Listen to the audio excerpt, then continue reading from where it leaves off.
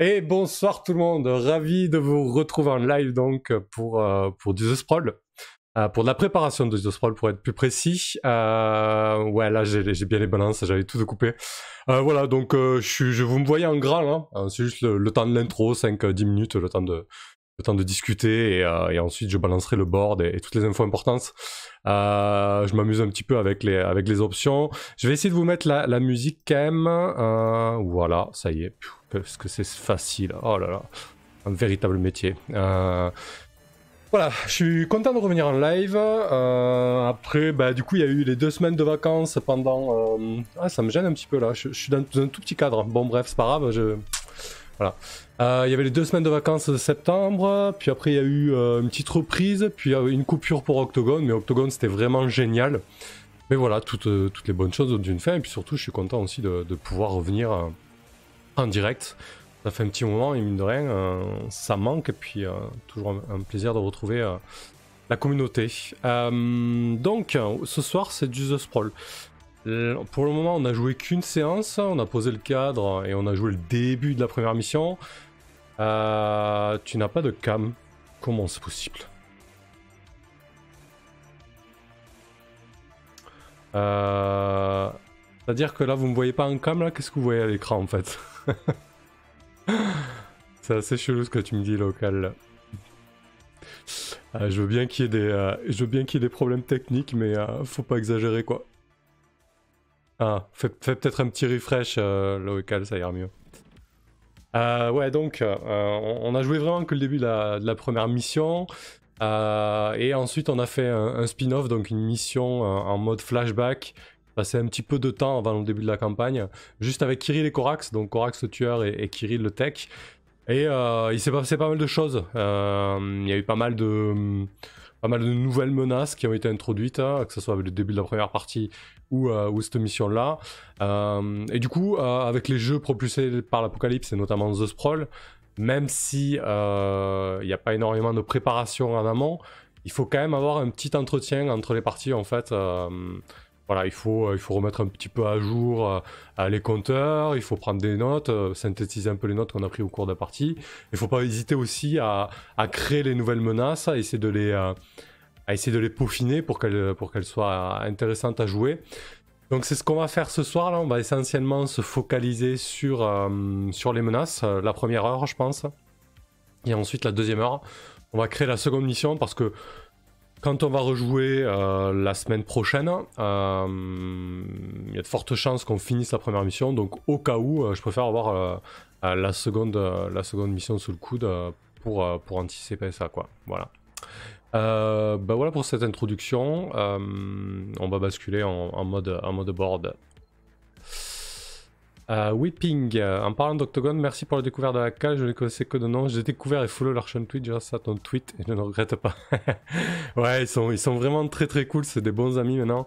Le fait de les avoir vus en vrai, c'était vraiment chouette. Voilà, très bon esprit, très très drôle. Merci pour le sub, Lowekal, merci. Encore une fois. Ok, donc, va falloir booster là, parce que j'ai 2 heures et il va falloir faire des choses. Donc, les menaces. Ben, je me rends compte qu'on en a un paquet de menaces. On a les abalines. Donc ça, c'est ceux qui s'occupent de tout ce qui est recyclage, remise sur le marché des fluides, du carbone, etc.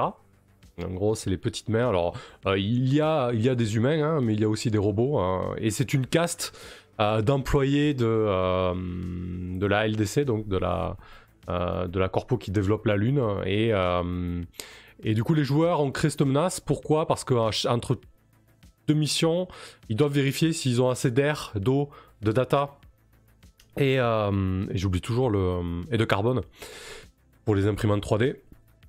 Et du coup, voilà, Corax a commencé à emprunter chez les Abilines, ce qui n'est pas forcément une bonne idée parce qu'à terme, ils risquent de se faire recycler. Donc on va commencer par eux. On va essayer de voir un petit peu qu'est-ce qu'on pourrait faire avec ces Abilines. Alors, pour ceux qui veulent s'amuser avec les menaces, les agendas ou les compteurs, alors voilà, je le fais sur The Sprawl, mais ça marche sur à peu près tous les PBTA, hein. Même ceux qui ont pris le parti d'appeler ça des dangers. Mais c'est la même chose en fait au final. Donc là, la première étape, c'est bien évidemment de nommer la menace, ça c'est fait.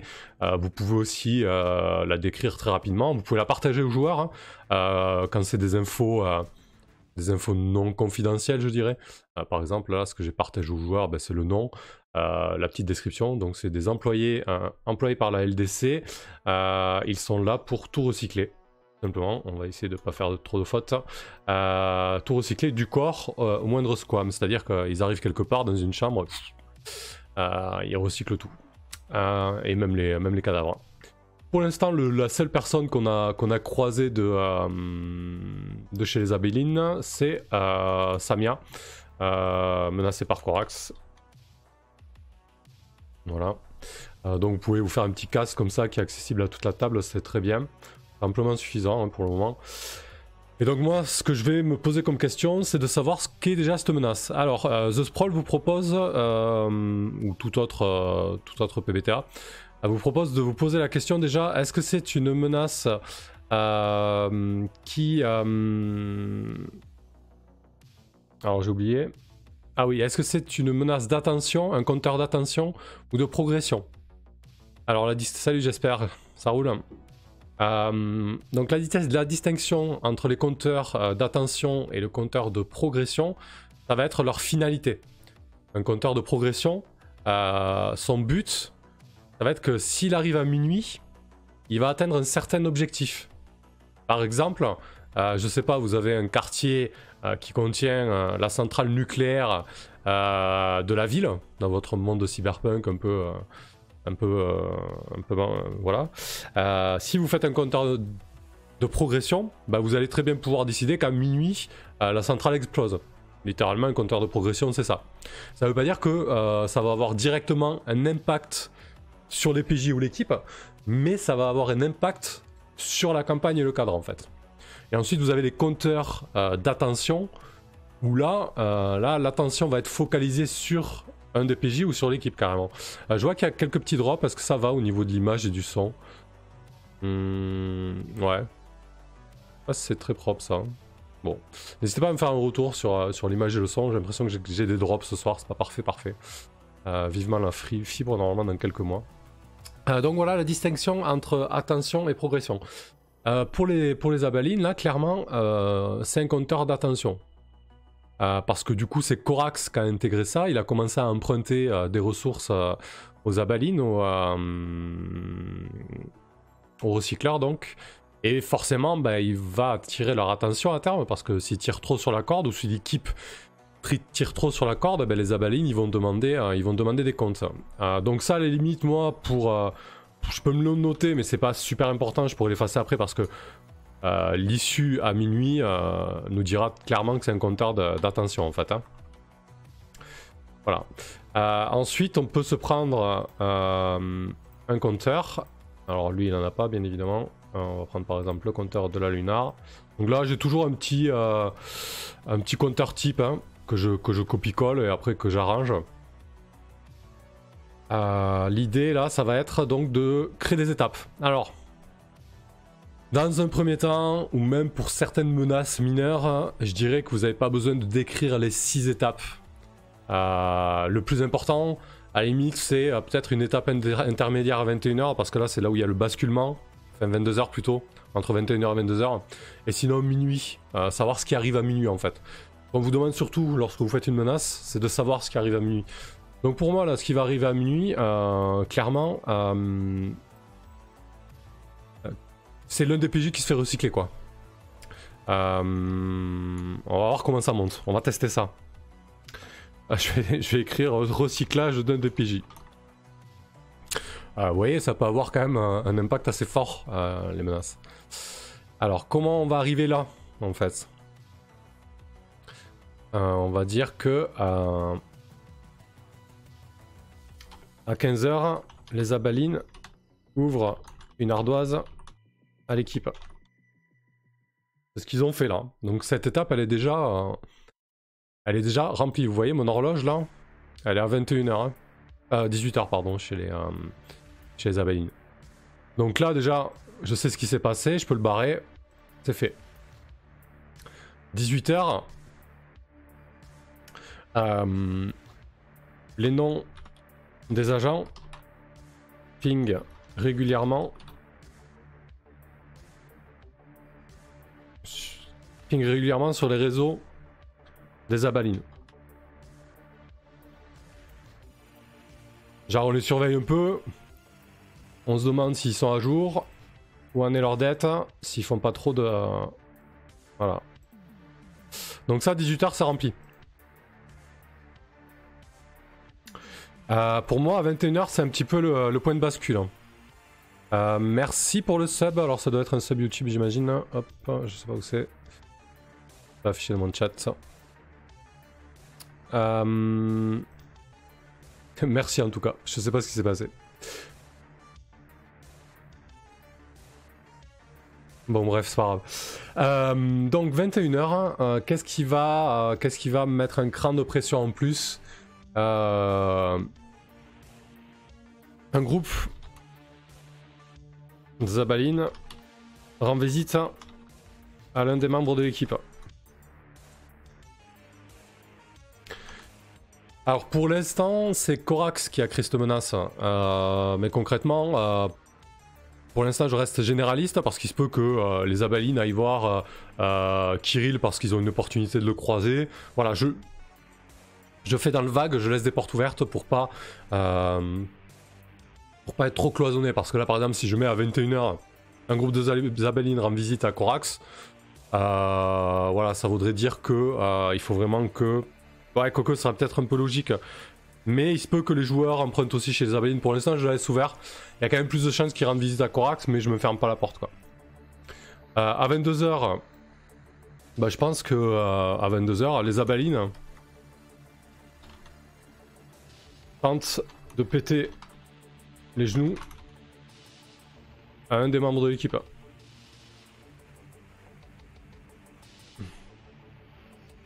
En gros, soit vous payez, soit ça va mal se passer, quoi. Et en 23h, vu que l'étape 24 minuit c'est recycle un DPJ, faut qu'à 23h ça envoie du pâté, quoi. Il faut que les Abalines paient un groupe de mercenaires pour aller capturer l'un DPJ. On rigole pas avec les ressources sur Luna. Les Abalines recrutent une troupe de mercenaires pour capturer l'un des PJ. Voilà. Donc je me compteur. C'est une menace violente, hein, mais dans Luna, les Abalines sont vraiment... Bon, ils sont pas aussi puissants que ça parce qu'on les voit surtout en arrière-plan dans Luna, mais surtout parce qu'on suit des puissants en fait qui ont leur compteur illimité. Mais là, vu que les joueurs sont des simples agents, ils peuvent très bien avoir maille à partie avec cette espèce de caste corporation. Donc j'ai mes étapes. Pour toutes mes menaces. Et ensuite... on va essayer de récupérer les manœuvres. Donc pour ça, il y a le PDF qui est bien fait. Est-ce que ça s'affiche bien, le PDF? Hop, je vérifie. Ouais, nickel, ça va. On va zoomer un petit peu peut-être, histoire qu'on n'ait pas les bords là. Voilà, impeccable. Du coup, on va se demander si c'est un groupe, un solitaire, un lieu, une actualité. Bon, là ça semble évident, c'est un groupe. Donc déjà, si je veux pas me fatiguer au niveau des manœuvres que les Abalines vont pouvoir utiliser, bah, je copie-colle déjà les manœuvres de groupe. Simplement, ça me fait déjà une bonne base de manœuvres. Alors à quoi ça sert les manœuvres? Tout simplement quand il y a un 7-9, un 6-, ou tout simplement quand les PJ m'offrent une opportunité en or de frapper, ou quand la fiction le demande, hein, quand c'est logique dans la fiction, je peux aller chercher une de ces manœuvres pour l'intégrer dans la fiction. Par exemple, si le compteur arrive à 21h, 22h, et qu'un DPJ fait un 6- ou se retrouve dans un quartier qui est plus ou moins aux mains des abalines, bah, je vais pouvoir taper par exemple avec la première manœuvre, attaquer subitement, directement et sérieusement. Voilà, ça c'est tout à fait quelque chose que je vais pouvoir faire. Ou racheter des alliés ou des ressources. Je veux dire, les abalines vont peut-être pouvoir essayer d'aller taper dans les actifs des agents pour essayer de se rembourser, quoi. Voilà, donc faut pas hésiter d'aller piocher dans les menaces type, hein. Ça fait tout à fait le taf. Et on voit qu'ils ont un objectif de groupe. Bah, clairement, on va pas se fatiguer. On peut leur mettre objectif. Hop, non c'est pas ça, ça n'a pas fait le copier-coller. Hop, copier. Objectif de groupe, on peut mettre posséder, quoi. Parce que bon, ils sont pas super bien payés par la LDC et ils essaient d'arrondir leur fin de mois, faut pas déconner, quoi.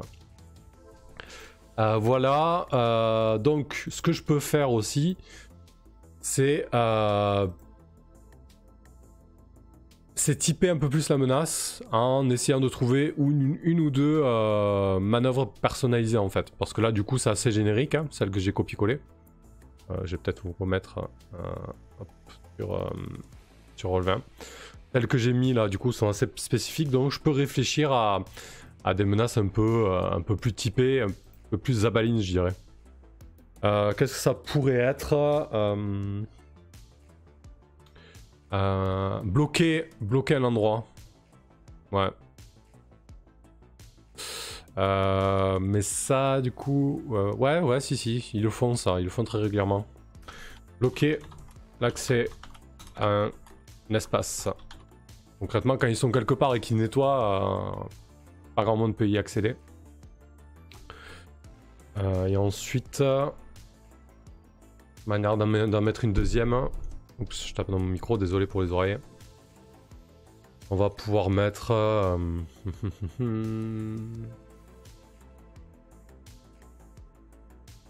ouais. Je sais pas si je suis très inspiré là-dessus pour en trouver une deuxième là pour le moment. Surtout qu'il faut avancer quand même. J'en ai 8 des menaces. Ouais, c'est des espèces de recycleurs... mais officiels, quoi.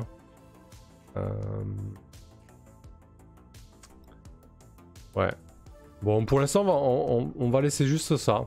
C'est déjà pas mal pour les typer. Hein. J'ai rempli tout l'écran d'horloge, je leur ai mis un objectif. C'est pas mal. Donc mes abalines là, ils sont ok. Ah, le chat il est pas au bon endroit, désolé. Pas cool. Je viens de m'en rendre compte. Hop, hop. Ah, un peu plus lisible ici quand même. Voilà, c'est mieux. Même si c'est pas ouf. Hein. Je vais changer, je vais mettre un fond un peu plus lisible. Là. J'avais dû le changer pour autre chose. Tac, ça y est, je sais plus le faire. Ah si, c'est là. Hop là, laissez-moi 2 minutes, même pas. Hop, on va virer. City.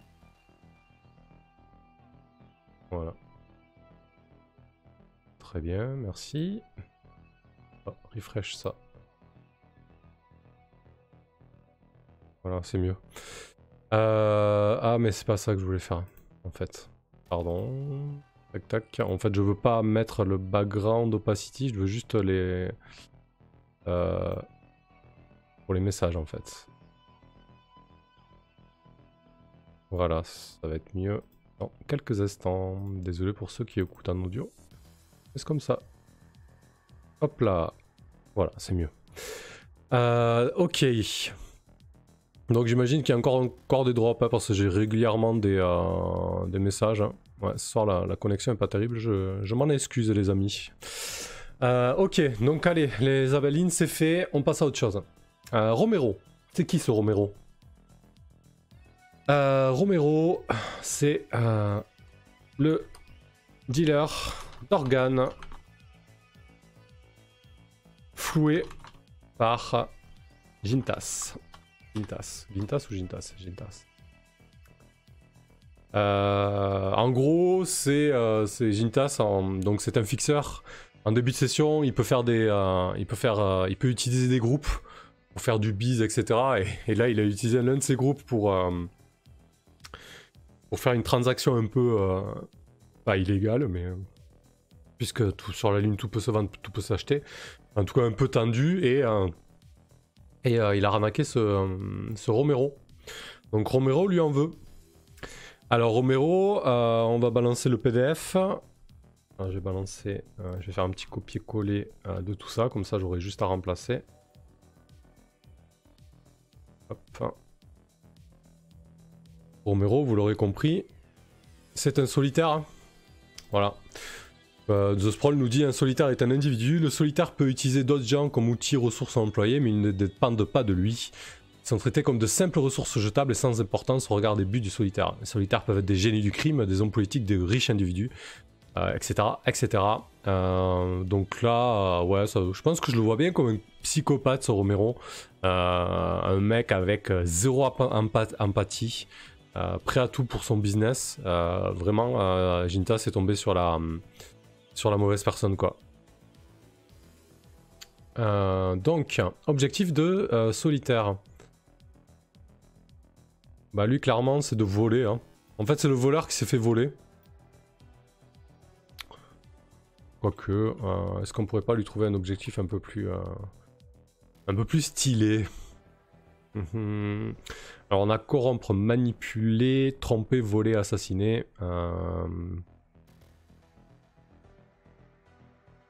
Ouais, non, voler c'est bien. On va rester là-dessus. Mais genre voleur d'organes, quoi, tu vois. Tu te réveilles, il te manque un rein, quoi.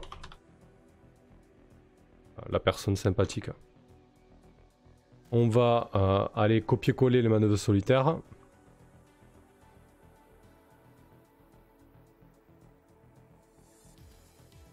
Hop. Et là, clairement, Romero, ça, vous voyez, ça colle bien en fait. C'est suffisamment large pour que ça colle, par exemple. Je pourrais taper avec refléter la décadence de la société et de ses organisations. Clairement, un mec qui va aller voler le rein à ton frère parce que t'as pas payé ta dette, si c'est pas de la décadence sociétale, je sais pas ce que c'est, quoi.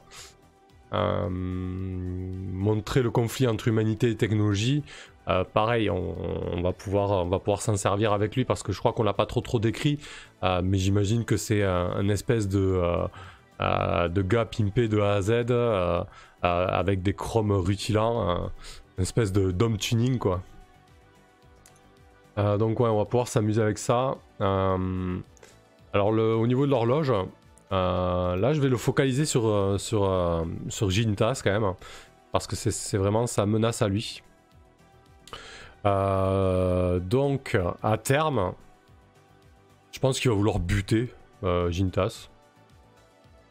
Ouais, ça me semble...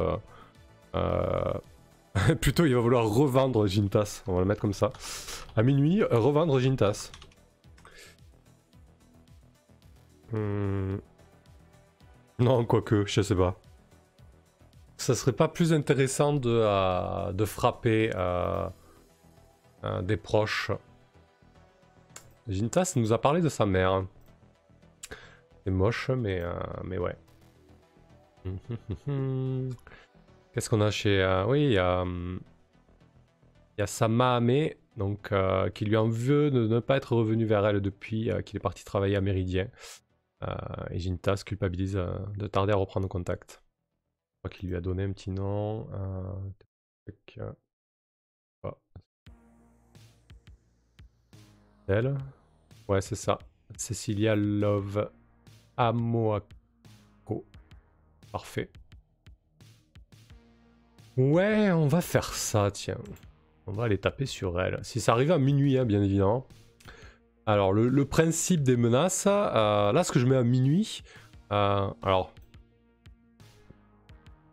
je vais mettre piquer un organe vital à Cecilia Love Amoako. À minuit pour Roméo. Hop, je vous remets là-dessus. Le principe, avec les menaces, je mets ça à minuit, mais ça veut pas dire que ça va arriver. Attention, hein, je suis pas en train de je suis pas en train d'écrire une histoire qui va suivre des rails. Hein. Concrètement, avec Romero, on va faire monter la pression. Je vais m'en servir pour taper sur Jintas dès que je peux. Mais l'idée, en fait, c'est que il va pouvoir la stopper, cette menace. Alors, il la stoppera de la manière qu'il veut, soit en le remboursant, soit en faisant ce que Romero veut, soit en l'éliminant. Mais voilà, l'idée, c'est que tant que c'est pas arrivé à minuit, il peut toujours stopper la menace. Par contre, c'est plus facile d'arrêter la menace de 21h et en dessous, donc à 15, 18 et 21h. Par contre, quand on bascule à 22, 23 et minuit, c'est beaucoup plus compliqué parce que là, la personne est bien remontée, ou l'organisation est bien remontée, et elle a commencé à déployer des moyens, en fait. Voilà. C'est pas impossible, mais c'est beaucoup plus dur. Donc on va faire ça, piquer un organe vital à Cecilia Love Amoako. Tac tac. Pour l'instant, elle a pas commencé. Donc à 15h, Romero réclame paiement. Il est riche Jintas ou quoi? Combien on pourrait lui réclamer? Histoire que ça mette bien la pression quand même. Bah c'est simple, combien il peut gagner avec son move là? Bon, il a 2 creds, hein. Il est pas spécialement riche, hein. Enfin il les a misés, il a misé 3 creds du coup comme d'hab pour Chaos. Tac tac, qui sont où ces moves? Intermédiaire, gagne un cred. Ouais, je pense qu'on va partir sur 3 creds. 3 bits 6 du coup pour la lune. Donc je pense que si Jintas ignore un peu Romero, ou si j'ai besoin de taper avec, il va recevoir un petit coup de fil. Ouais, qu'est-ce que tu fous, espèce d'enflure, file-moi 3 bits 6. C'est pas mal, donc on va voir ce que fait Jintas avec ça. Il se peut très bien que Jintas dise bon, mais ok, voilà, tes 3 bits 6 m'emmerde plus quoi. Et là, la menace s'éteint quoi. Mais à mon avis, c'est pas ce qui va se passer. Donc, à 18h. À 18h, Romero balance des menaces inquiétantes.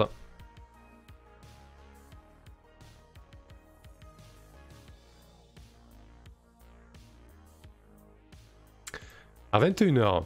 En fait, l'idée, vu que je vais frapper à minuit sur la mère de Jintas, il faut quand même que je lui annonce ça. L'un des principes des PBTA, l'un des principes qui a été mis en avant, même si on le faisait avant ou que certains MJ le faisaient, c'est l'honnêteté et l'idée de jouer un petit peu de manière transparente. Là, si je tape à minuit sur la mère de Jintas, il faut qu'avant ça, je lui montre que clairement, s'il rigole avec Romero, ses proches ils vont charger quoi. Donc là, à 21h, Romero contacte. Romero appelle un contact de Jintas et le menace ouvertement.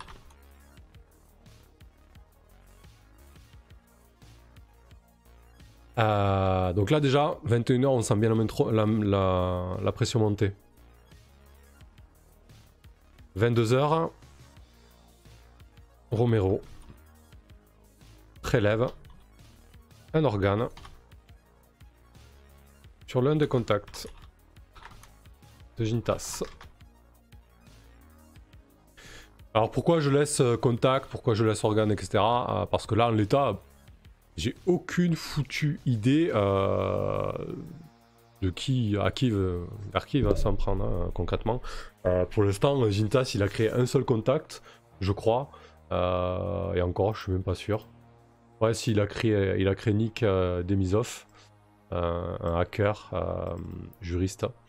Donc voilà, s'il faut, ça va arriver dans 2 ou 3 sessions. Donc vaut mieux éviter de nommer les choses. Au moins ça vous laisse des portes ouvertes quoi. 23h, Romero enlève Cecilia. Donc là, ce qui est cool à 23h, c'est que si ça arrive, je laisse quand même une porte ouverte encore. concrètement, Jintas et l'équipe pourront même monter une mission pour tenter de sauver Cécile, ce qui pourrait être cool. Ou pas, on verra comment ça se passe. Ok, très bien. Donc voilà, j'ai mon horloge pour Romero. Est-ce qu'on lui met... Ah oui, je vais lui mettre une petite manœuvre sympa. Tac, tac, tac, tac.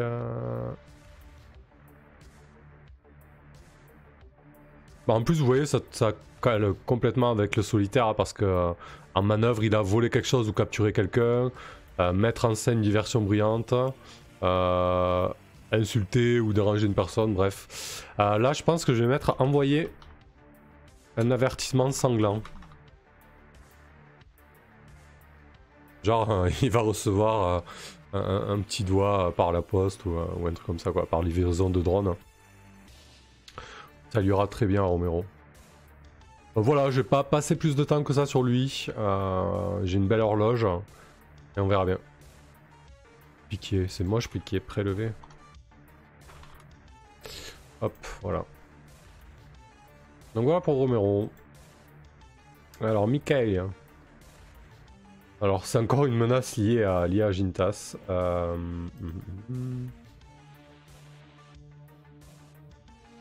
Il est où ce Mikael?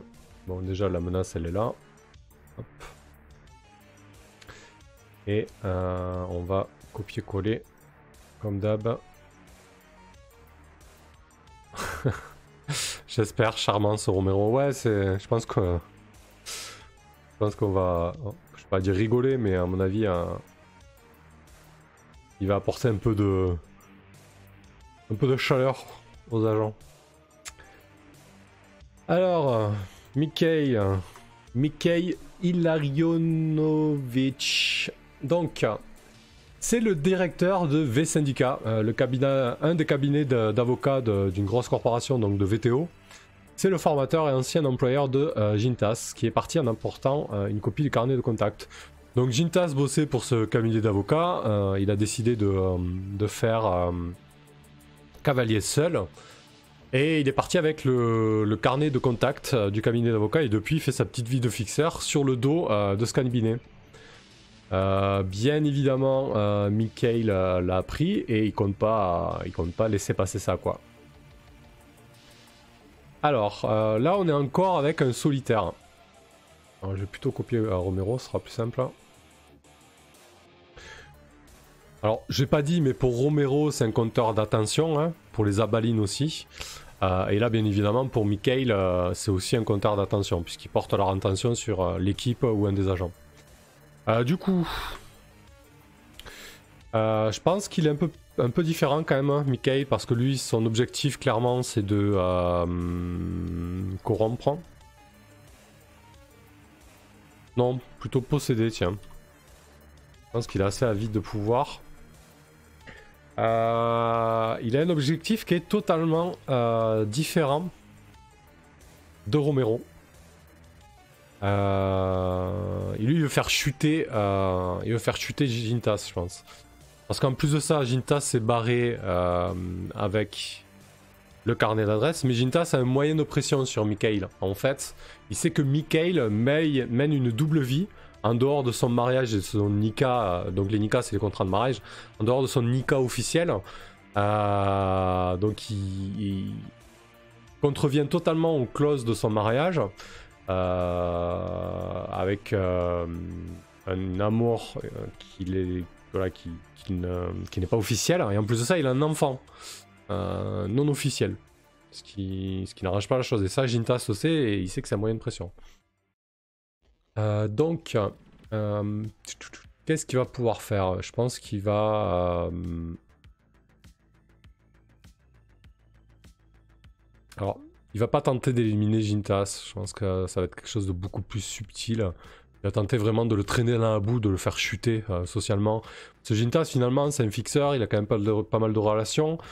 Sa mère, qui se trouve à Atoué, et fait partie quand même du conseil administratif de AK, donc une grosse corpo. Voilà. Donc, un objectif, ouais, je pense qu'il va essayer de faire chuter Jintas.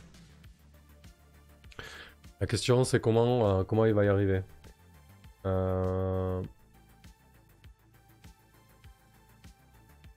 Ouais.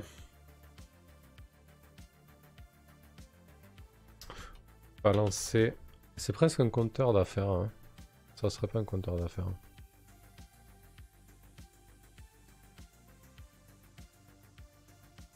Ouais, non, c'est pas un compteur d'affaires. J'ai des conneries. Du coup,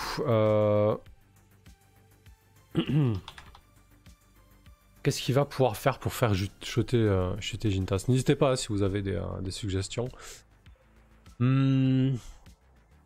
Déjà, un de ses objectifs, ça va être de récupérer... Ah. Ouais, ça va être pas mal d'intégrer ça. Je pense qu'il va vouloir effacer de la mémoire la preuve qu'a Jintas, en fait.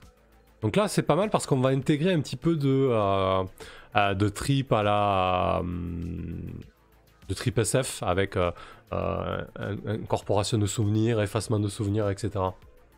Donc à minuit, effacer le souvenir de Jintas concernant Mikhail et sa double vie.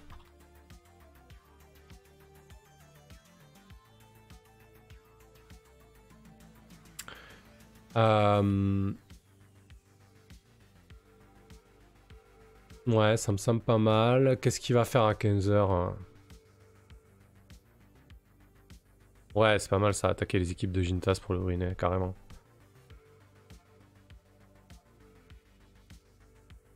Ah ouais, j'aime beaucoup. Peut-être partir là-dessus.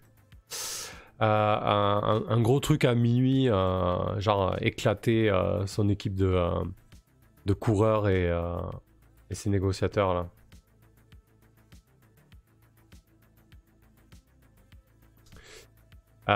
Mais du coup... Alors ce qui est délicat là, c'est qu'on va enlever, enlever une manœuvre quasiment à un des joueurs. Il faut voir comment on gère ça. Pas forcément conseillé.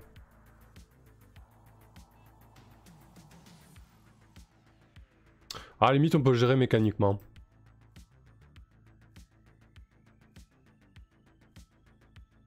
Ouais, on va mettre ça à minuit, ça me plaît mieux. Ruiner les équipes de Jintas. Et je vais rajouter -1 continu à cette manœuvre. Tant qu'il n'a pas géré ça. Ça risque d'être compliqué. Comme ça au moins ça flingue pas une manœuvre principale de son livret de fixeur, mais ça a quand même une implication mécanique. Hein.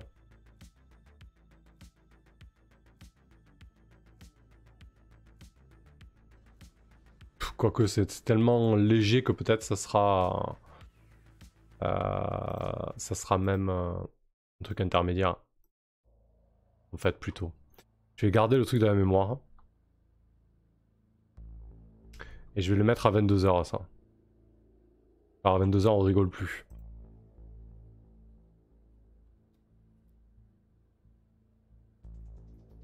Ok, donc 15h. Mikhail.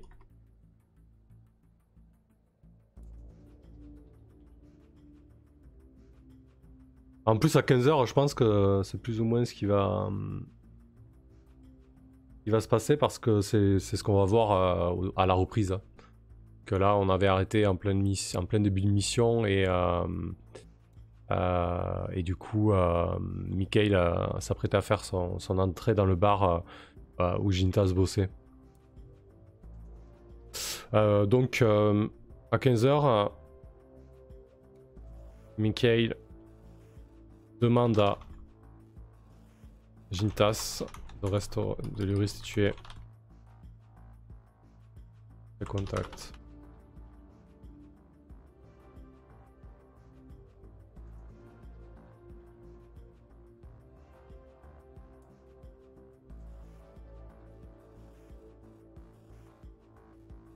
Chez Minem, moi je mettrai à 23h la mémoire et à minuit il réussit à réunir la fortune et le nom de Jintas. Ouais. Why not?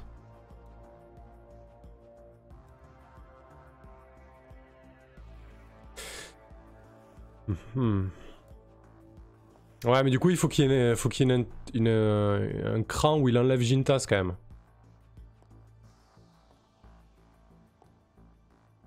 Hmm.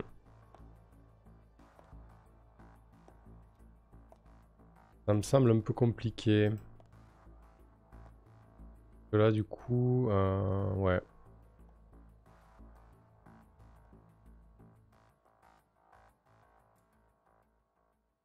Faut qu'il y ait un cran où il enlève quand même. Alors, à la limite, ruiner les équipes de Jintas, ça arrive à 21h, c'est pas très dérangeant. Donc on va mettre à 22h, tente d'enlever Jintas. 23h, efface souvenir de Jintas concernant Mikelei et sa double vie. Et minuit, ruine la réputation de Jintas.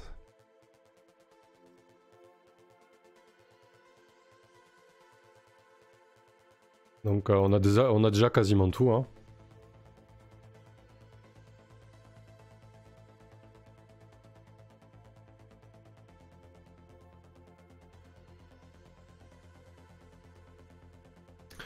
« 18h, Mikael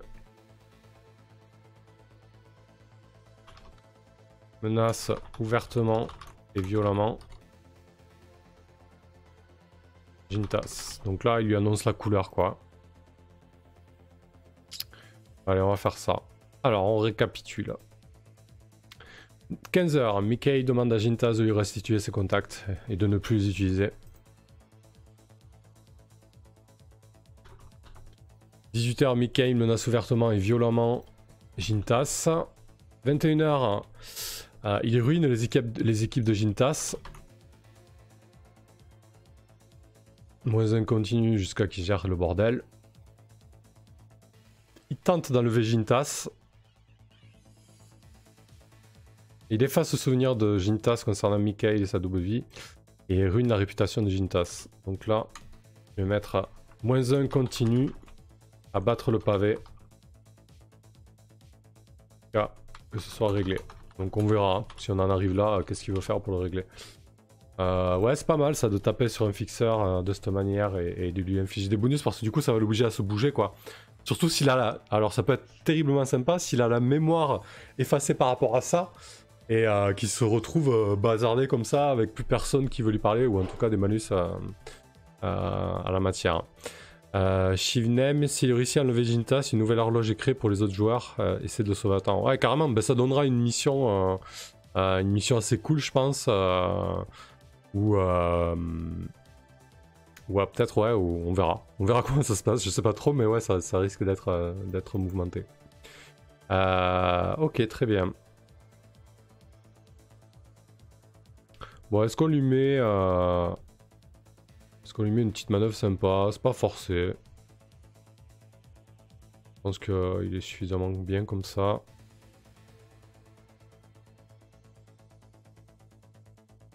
Allez, on va rester comme ça, parce que j'ai plus beaucoup de temps, et il me reste pas mal de menaces à faire. Après, j'aimerais bien attaquer la seconde mission. Hop. Alors, ensuite on a Tao, pardon. Shimnem, et s'il tarde trop, Jintas est sauvé, mais ils ne savent pas que sa mémoire a été effacée. Ouais, carrément, ouais. Alors, Zhao Tao, j'adore. La femme de Kirill qui est une menace, quoi. Ça, je trouve ça excellent. C'est du pur drama, là. C'est trop bien. Alors, donc, Zhao Tao, nouvelle épouse de Kirill, la famille Zhao, est comme de bien entendu. Voilà. Et bien entendu... qui c'est qui a écrit ça, et comme de bien entendu, c'est pas français. Et bien entendu, lié au Sun et à Taeyang. Hop. Alors, qu'est-ce qu'on va faire là-dessus? Bon, ça va être une horloge d'attention, encore une fois. Je pense que ça va être un groupe aussi. Parce que du coup, ça va être vraiment la famille Zhao qui est derrière. Hein. Donc, on va partir sur des manœuvres de groupe et un objectif de groupe. On va aller lui caler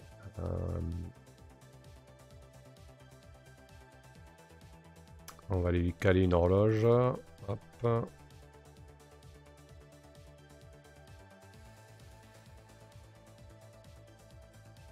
Parfait. Voilà. Donc, son objectif à ce groupe, ça va être dominer.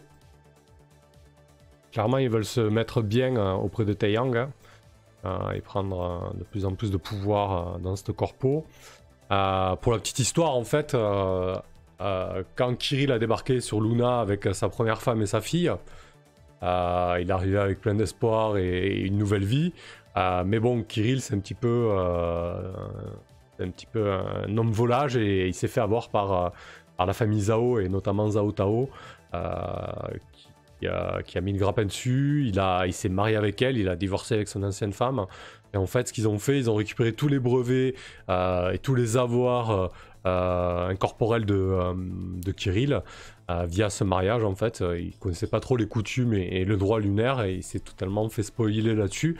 Ben maintenant qu'ils l'ont bien spoilé, leur objectif c'est de divorcer et de le jeter comme un malpropre, quoi. Donc à minuit, Kirill divorce de Kirill. Il est ruiné.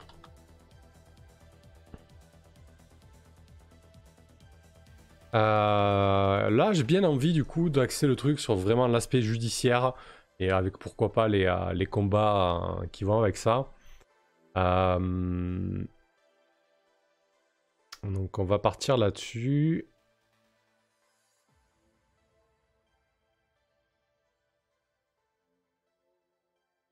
Qu'est-ce qu'on va pouvoir mettre à 15h? Zhao. Zhao.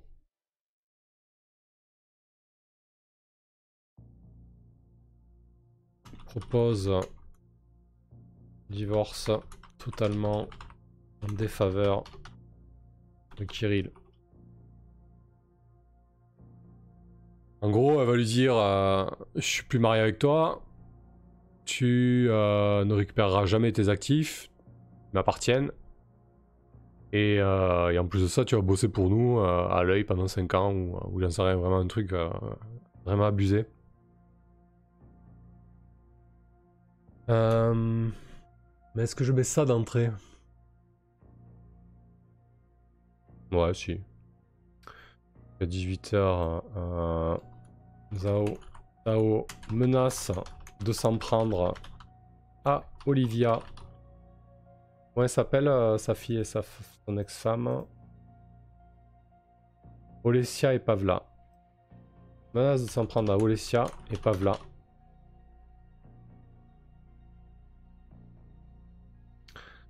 « 21h, ça fait flipper ça. Zhao Tao envoie des photos et des vidéos de l'intimité familiale. Genre, ouais, tu vois, on a quand même pas mal de moyens, mec, alors rigole pas. 22h.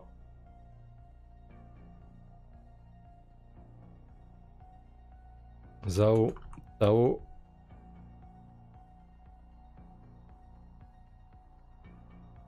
engage une armée d'avocats qui harcèlent Kirill de propositions inacceptables.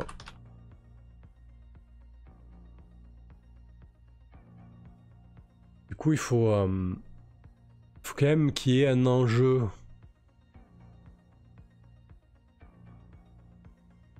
Ah. Ouais, récupérer sa cybernétique, tiens. Qu'est-ce qu'il a comme cybernétique? Et du coup, si elle lui dit ouais, tu fais chier, je veux divorcer, t'as plus rien, mais si en jeu ou mécaniquement il n'y a pas d'enjeu, le risque c'est qu'ils disent oui et que ça tombe un peu à plat et qu'il se passe rien, quoi. Donc je pense qu'ils veulent récupérer ses cyber. Tant qu'à faire, hein. Ses yeux et ses bras. Hop. Ses yeux et ses bras. Rien que ça. Non, tiens, au début, ses yeux, juste. Hein. Et ensuite, genre à 22h, je veux ses yeux et ses bras. Je t'avais pas dit oui d'abord. 23h. Kirill est assigné en divorce devant la cour de Clavus. Donc là on verra ce que ça donne. Hein. Il faut Corax va le défendre devant le tribunal. Hein. On verra bien. Ah, c'est pas mal ça. Donc 15h, Zhao Tao propose un divorce totalement en défaveur de Kirill, veut ses yeux. 18h, Zhao Tao menace de s'en prendre à Olesia et Pavla. 21h, Zhao Tao envoie des photos et des vidéos de l'intimité familiale. 22h, Zhao Tao menace une armée d'avocats qui harcèle Kirill de propositions inacceptables, veut ses yeux et ses bras.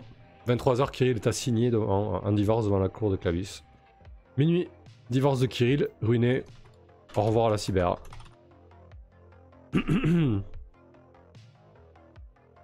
Voilà. Parfait. Bon, il reste encore un peu de temps, je vais essayer d'accélérer sur les autres. Ok, on a Farside et on a OJE, l'organisation justice équitable. Je vais faire l'organisation justice équitable parce que du coup c'est intéressant. Parce que ça va être une... ça va être une horloge de progression. Là concrètement ça va pas cibler directement les PJ ou l'équipe. Ou un PJ en particulier. En fait, ça va être quelque chose de global qui va changer peut-être le cadre de la campagne. Donc, organisation justice équitable, c'est le personnage de Chaos qui a intégré ça, Jintas. Sur la Lune, en fait, c'est le droit contractuel qui prime, et il n'y a pas de droit pénal. Donc, en gros, tu peux tuer quelqu'un, il suffit juste que tu paies l'indemnité à laquelle tu vas être condamné, mais c'est tout. Tu n'iras pas en prison, il n'y a pas de prison sur la Lune, il n'y a pas de sanction pénale. Et du coup, voilà, il y a une espèce de groupuscule, enfin de groupe tout court, qui milite pour la mise en place d'un droit pénal sur Luna, dont fait partie Jintas. Donc c'est intéressant du coup parce que, alors c'est pas forcément une menace qui va gêner ou taper sur les joueurs, mais en fait c'est intéressant dans le sens où ça va faire évoluer le monde qui nous entoure, quoi. Ça donne de la vie au cadre en fait. Donc c'est un groupe. Là ça va.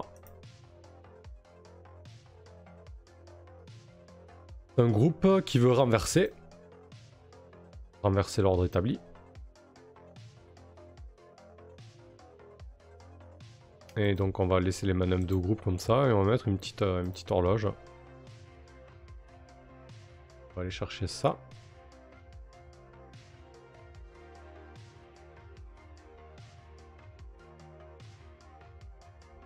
Ok, hop là. Donc, bon déjà voilà, la première étape c'est réfléchir à ce qui va se passer à minuit. Je pense qu'à minuit, ils vont pas réussir à mettre le droit pénal en place, faut pas déconner. Par contre, ça va foutre un sacré bordel, je pense. Ouais,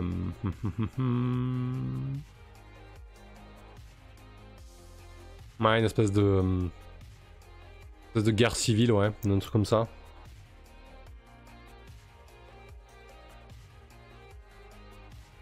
Ouais.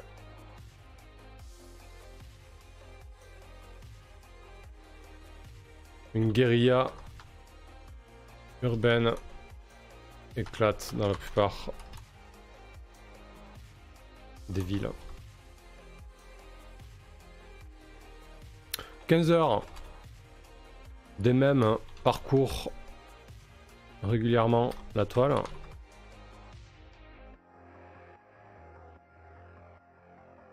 Voilà, le délire du coup, c'est que je vais pouvoir aussi m'en servir pour de temps en temps à bloquer le joueur ou relancer mettre des pièces dans la machine.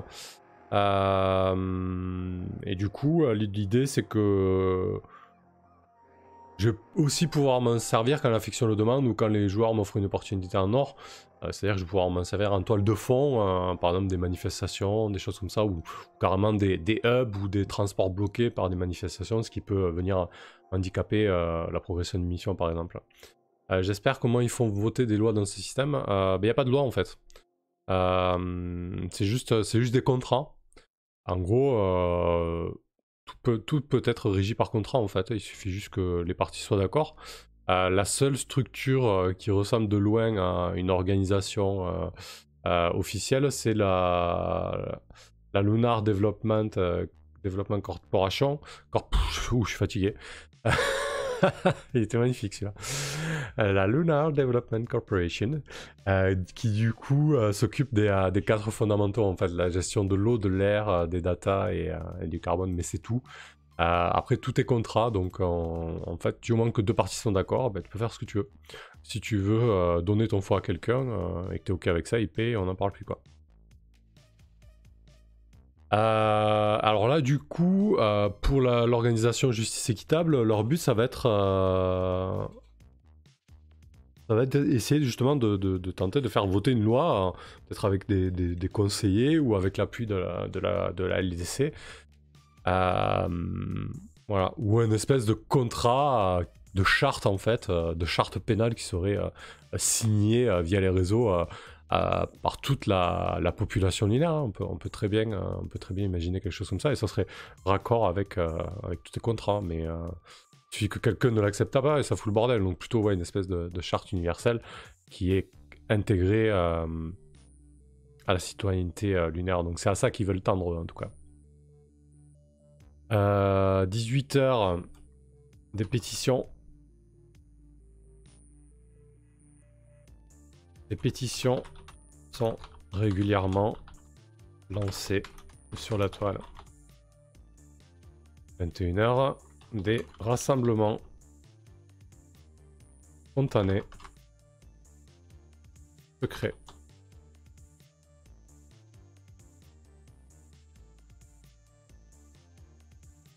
Voilà. Je vais écrire encore. Donc, 22h. 22h. Des hubs sont bloqués. Donc les hubs, voilà, ça va être des points centraux des villes, comme des hubs de transport, etc., qui sont carrément bloqués.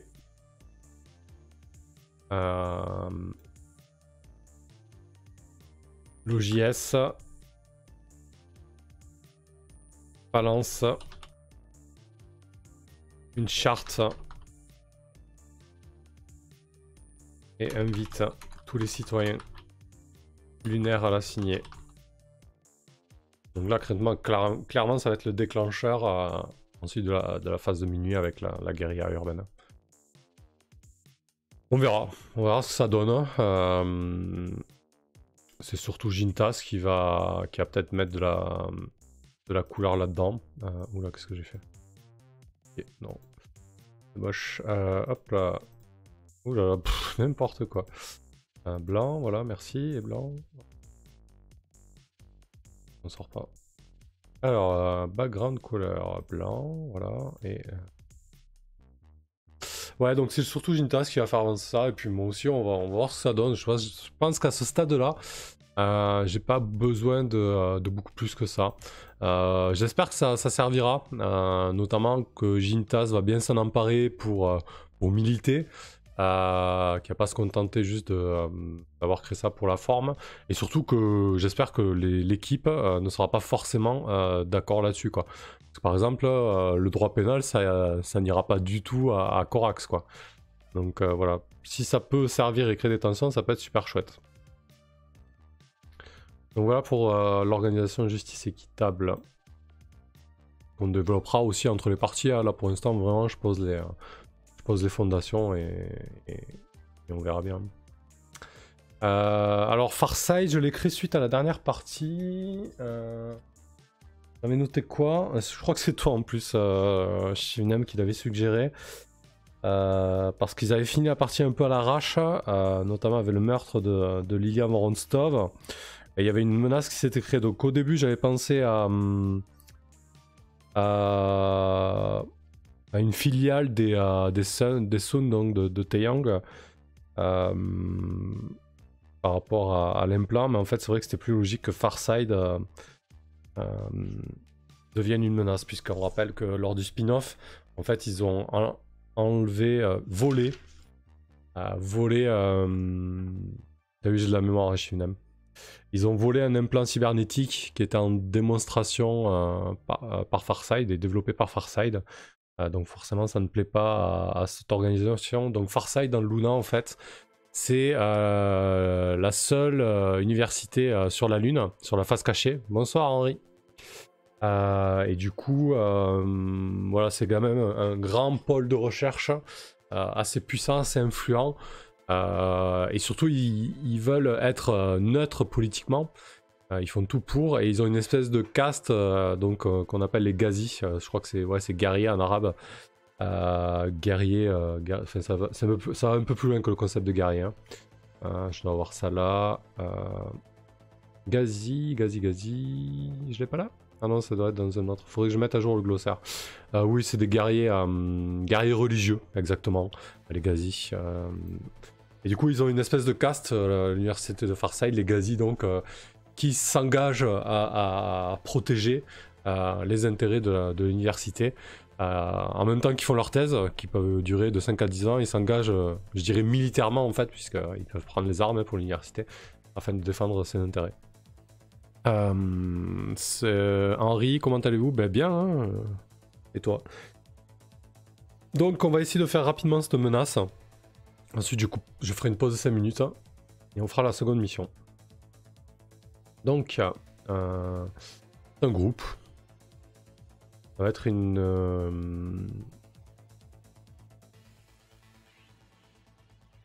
être une horloge d'attention a priori. Non, j'ai presque envie d'en faire une horloge de progression. Est-ce que je fais ça? Parce que là, je trouve que les PJ ils ont déjà pas mal d'emmerdes. On n'a même pas fini la première mission. Je trouve que ça fait beaucoup. Donc peut-être une horloge de progression avec un objectif à terme pour Farside. On va y réfléchir. Bon, déjà, je vais leur coller une horloge.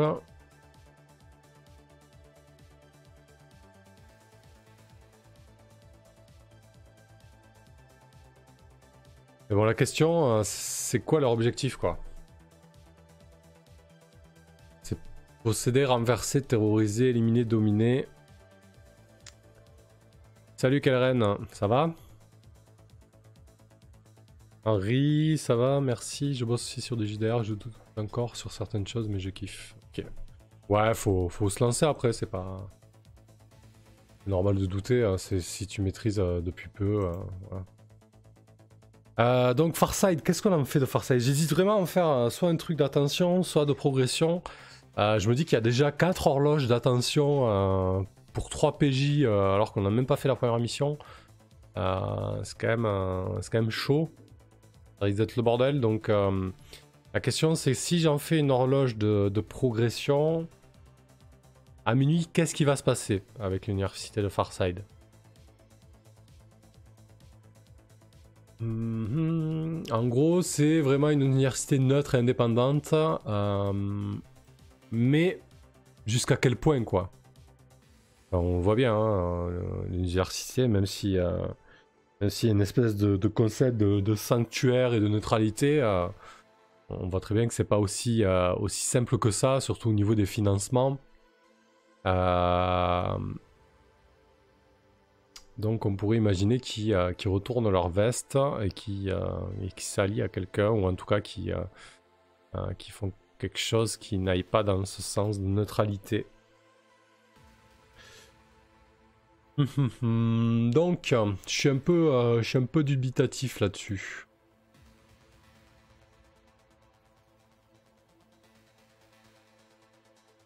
On va peut-être mettre éliminé.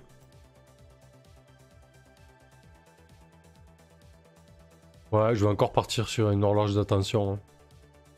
Peut-être sur Corax là du coup.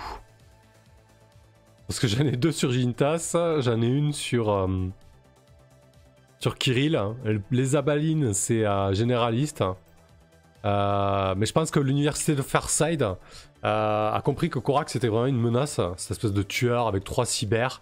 C'est peut-être le seul qui est capable de rivaliser avec leur Gazi. Bon, ça se prononce sûrement autrement en arabe, hein. J'ai pas du tout la bonne manière de le prononcer. Ça fait un peu gazouillis, mais c'est pas grave. Du coup, éliminer Corax, 1 minute on va mettre. Allez, c'est parti, on va faire ça.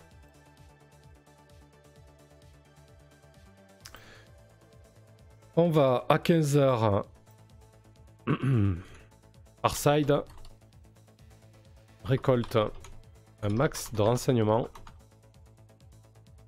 sur Corax.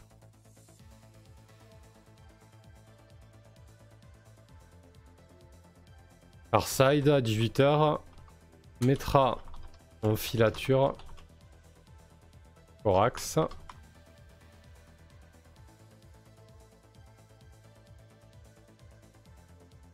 « 21h. Donc minuit, éliminer Corax. 21h. Donc 23h, ça va être... lance une équipe de Gazi à l'assaut du tueur.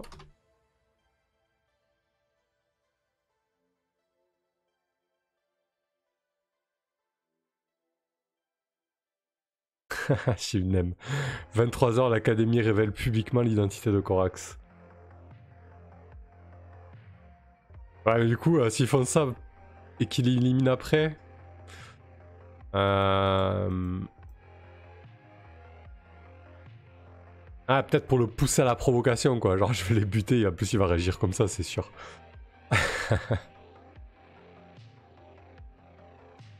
On va le mettre à 22h, ça. Farside, c'est très bien ça, Shibnem. Révèle l'identité de Corax au public.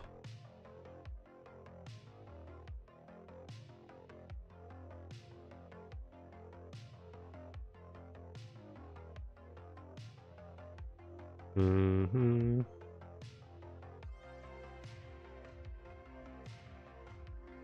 21h.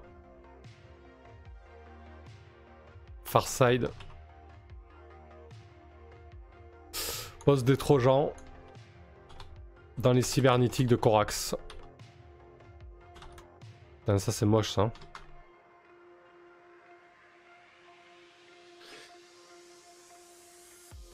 Ah oui, c'est avec un K? Non, c'est un C. Hein. Henri, je passe faire coucou, je retourne bosser sur mon GDR. Encore félicitations à vous pour la qualité des streams et des parties du week-end dernier. À bientôt. Salut Henri, merci, bosse bien. Alors, 15h. Farside récolte un max de renseignements sur Corax. 18h, Farside met en filature Corax. 21h, Farside pose des Trojans dans la cybernétique de Corax. 22h, Farside révèle l'identité de Corax au public. 23h, lance une équipe de Gazi à l'assaut du tueur. Et minuit, élimine Corax. Ok. Bon, mais très bien.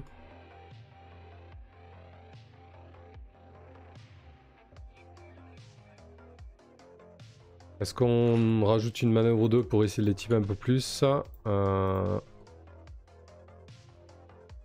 Déploie des technologies.